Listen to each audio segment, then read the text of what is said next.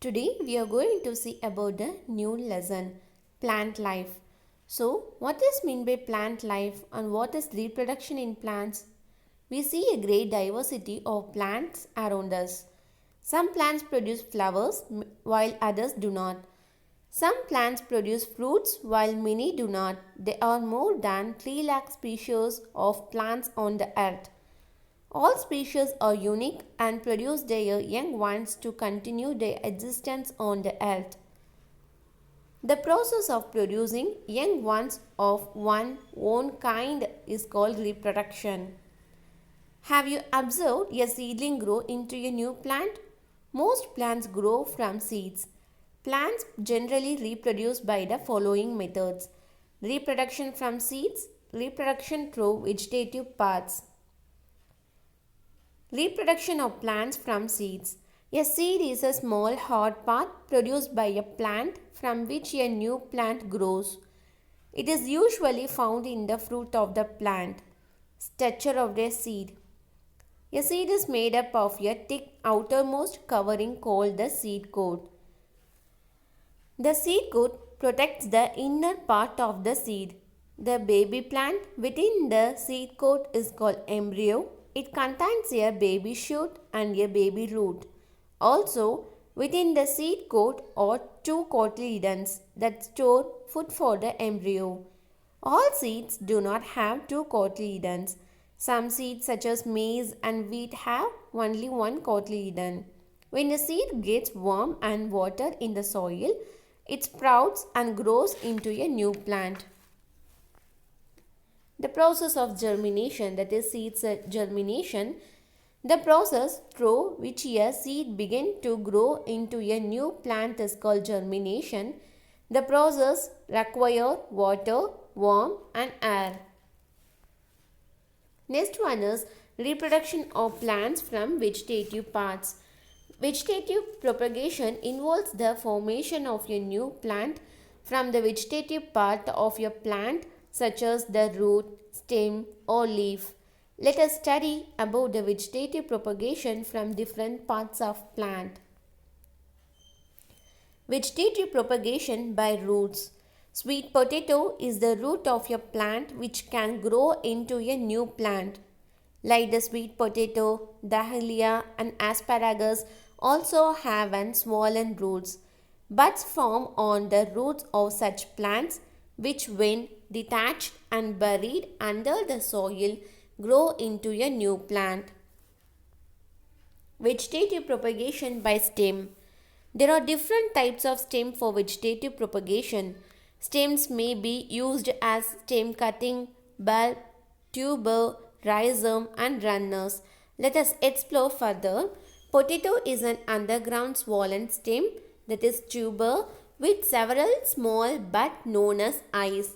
New plants grow from these buds. Ginger. Ginger and turmeric also have underground swollen roots, that is rhizomes, with branches. Rhizomes when planted separately also grow into a new plants. Onion. Onion and garlic have bulb-shaped small underground stem. A bulb is a short stem with spirally arranged fleshy leaves. It contains a vegetative part in the center from which a new plant can grow. Example, daffodil, tulip. These are the examples for this one bulb. Plants like strawberry and grass have long stems close to the ground called runners. Buds on these runners grow into new plants. Next one is vegetative propagation by leaves. Some plants like Brophyllum and Begonia develop buds on the margins of their thick and fleshy leaves. These buds fall on the soil and grow into new plants. You can even see some new plants growing from the edges of such leaves after a few days. Some of the advantages of vegetative propagation. There are two major advantages of vegetative propagation are exact copies of parent plant which desirable characteristics can be produced. Plants produced by vegetative propagation can grow faster as compared to the plants grow from seeds. Next one is dispersal of seeds. Now you know that some plants produce seeds while others directly produce new plants. Some baby plants grow near their parent plant while some grow on the parent plant itself. Yet some others travel to far off places to grow into full-fledged plants and trees. Let us learn how seeds travel to and for places before they grow into new plants. Seeds produced by plants spread across wide areas with the help of wind, water, animals, and through explosion of fruits. The process of seed spreading across wide area is called dispersal of seeds. Dispersal of seeds help in the better survival of plant. So, if all the seeds from a plant fell at one place, there would be too many plants struggling to survive and use the same resources. Dispersal helps to provide uniform air, water, and nutrition to all plants. Also, if seeds were not transported by the agents of dispersal, we would not have such a variety of plants growing in different places. Agents of seed dispersal. Wind, water, and animals are known as agents of dispersal. Let us see different ways in which seed dispersal happens. First one is seed dispersal by wind. Seeds scattered by wind are usually small and light. Cotton and dandelion seeds have long and fine hair surrounding them. This makes it easy for the wind to carry the seeds away. Seeds such as maple and drumstick have wings attached to them which help them float in air. Second is seed dispersal by water. Seeds of plants that grow in or near flowing water are usually dispersed by water. For example, seeds of lily, lotus, and coconut are usually dispersed by water. Water carries these fruits and seeds to far off places. Water lily has small light seeds which are easily carried to distant places by flowing water. Similarly, coconut fruit floats because it is hollow from inside and has a fibrous husk. Therefore, it is easily carried by water to distant places. Third one is seed dispersal by animals. We enjoy eating fleshy fruits such as mango, papaya, cherry, and guava. After eating fruits, we often throw the seeds here and there, which also helps the plants to disperse their seeds.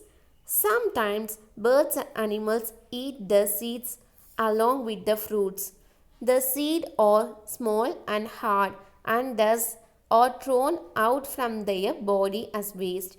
Seeds of guava and berries are dispersed in this way. Some seeds have spines or hooks due to which they get stuck onto our clothes or bodies of animals and are carried over long distances. Some fruits have special hook-like structures that cling to the fur or skin of animals.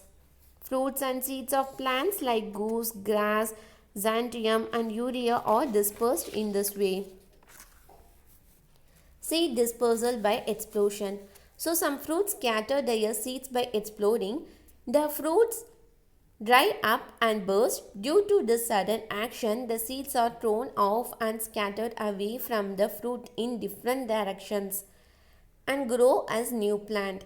For example, the dry pod of lady's finger, pea, and beans burst open to release seeds. Thus, dispersal of seeds helps the plants to spread to wider areas and grow in a new environment. Many plants growing in India have actually originated in different countries. They have been brought to India from different parts of the world. From Asia, fava beans and onion. From South America, tomato, potato, maize, sweet potato and green chili. From Europe, cabbage, peas and gooseberry. From Africa, coffee bean, cowpea, lady's finger and watermelon. I think you understand this lesson. Thank you.